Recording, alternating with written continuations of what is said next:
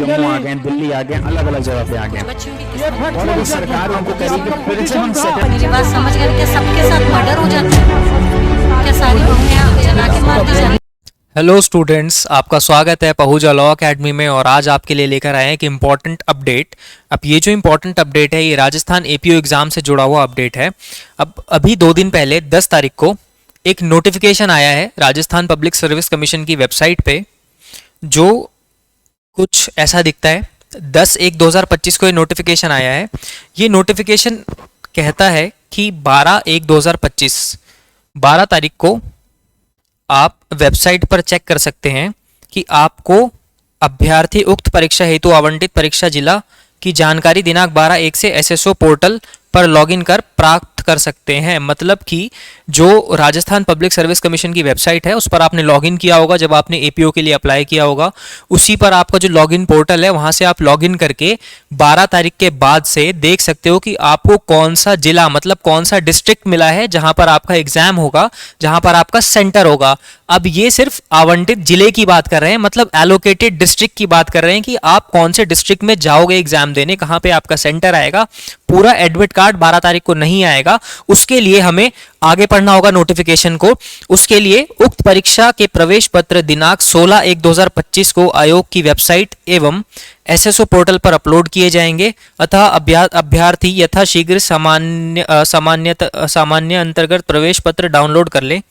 परीक्षा केंद्र पर किसी परीक्षार्थी को ये, अब इसका क्या मतलब है? इसका मतलब है कि 12 तारीख को आप एलोकेटेड स्टेट देख सकते हो, उसके बाद 16 तारीख से आप अपने एडमिट कार्ड डाउनलोड कर सकते हो। आपके जो डिटेल्ड एडमिट कार्ड होंगे जहां पे आपका सेंटर, एग्जाम का शेड्यूल, आपका नाम, रोल नंबर सब कुछ होगा, वो एडमिट कार्ड आप 16 तारीख के बाद से डाउनलोड कर सकते हो। लेकिन 12 तारीख को आप ये देख सकते हो कि आपका कौन से डिस्ट्रिक्ट में सेंटर आने वाला है, ताकि आप अपना जाने का इंतजाम कर लो। जो भी ट्रेन में रिजर्वेशन कराना चाहते हैं या कोई भी आप कैसे भी जाना चाहते हैं, वहां आप रुकोगे तो आप स्टे का इंतजाम करोगे, होटल बुकिंग्स करोगे, तो ये सब चीजें आप कर पाओ इजीली। इसीलिए यहाँ पर ये आपको 12 तारीख को बता दिया जाएगा। उसके अलावा यहाँ पे कुछ और इंपॉर्टेंट इन्फॉर्मेशन दी हुई है, जैसे कि परीक्षा केंद्र पर किसी भी परीक्षार्थी को परीक्षा प्रारंभ होने के 60 मिनट पूर्व तक ही प्रवेश दिया जाएगा। इसके पश्चात किसी भी परीक्षार्थी को परीक्षा केंद्र में प्रवेश नहीं दिया जाएगा। अब यहां पर बात हो रही है कि आपको कब तक एंट्री मिलेगी एग्जामिनेशन सेंटर पे, आप कब तक एंट्री कर सकते हो? 60 मिनट पूर्व, मतलब जब एग्जाम शुरू होने वाला है उसके 1 घंटे पहले तक ही आप एंट्री कर सकते हो। उसके बाद आपकी एंट्री अलाउड नहीं होगी। मान लो कि आपका एग्जाम 10 बजे से है तो आप सिर्फ 9 बजे तक एंट्री कर सकते हो, उसके बाद आपकी एंट्री अलाउड नहीं होगी। मान लो एग्जाम 12 बजे से है तो आप सिर्फ 11 बजे तक एंट्री कर सकते हो। जब भी आपका एग्जाम शुरू होगा उससे 1 घंटे पहले तक आपकी एंट्री अलाउड है, उसके बाद आपकी एंट्री अलाउड नहीं होगी। अब यहाँ पर सुरक्षा जांच की बात है। देर से आने पर तलाशी में समय लगने के कारण परीक्षा में शामिल होने से वंचित हो सकते हैं। तो यहाँ पे ये सब चीज़ें डाल दी गई हैं कि आप टाइम पर आएँ, ताकि वहाँ पे सिक्योरिटी चेक होगा। जो भी चीज़ें वहाँ फॉर्मेलिटीज़ कमीशन करेगी, पीसीएस जो भी चीज़ें करना चाहेगी, हो सकता है बायोमेट्रिक करें, हो सकता है आपका फ्रिस्किंग की जाती है और जाँच की जाती है, आप तलाशी ली जाती है। तो ये सब चीज़ों में टाइम लग सकता है। तो इसीलिए सजेस्टेड है कि आप टाइम से पहले पहुंचो और टाइम से पहले पहुंचकर सारी चीज़ें करा के आप आराम से बैठ जाओ। उसमें कोई बुरी बात नहीं कि आप थोड़ी देर पहले जाके अपने एग्जामिनेशन रूम में बैठ जाओ। एग्जामिनेशन रूम में बैठ के थोड़ा सा मेडिटेट कर लो, रिलैक्स कर लो, 15 मिनट आंखें बंद करके बैठ जाओ, भले ही हेड डाउन करके बैठ जाओ भले ही।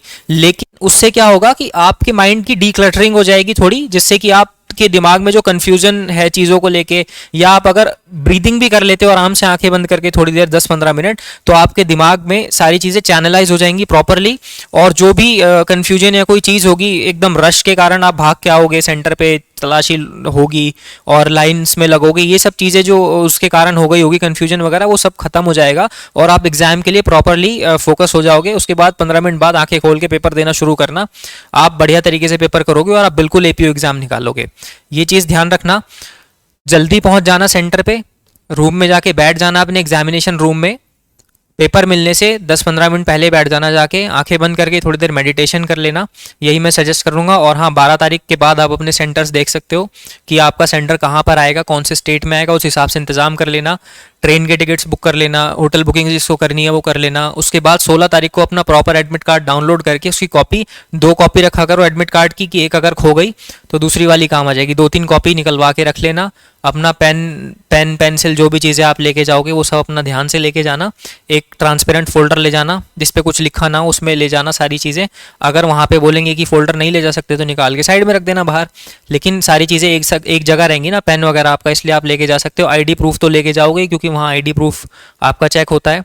तो इसी के साथ आई होप मैं जो इन्फॉर्मेशन देने आया था वो मैं कन्वे कर पाया आपको, और आपको अच्छे से सारी चीज़ें समझ में आ गई होंगी। Thank you for watching this video, and for more informative videos like this, stay tuned with Pahuja Law Academy. Thank you.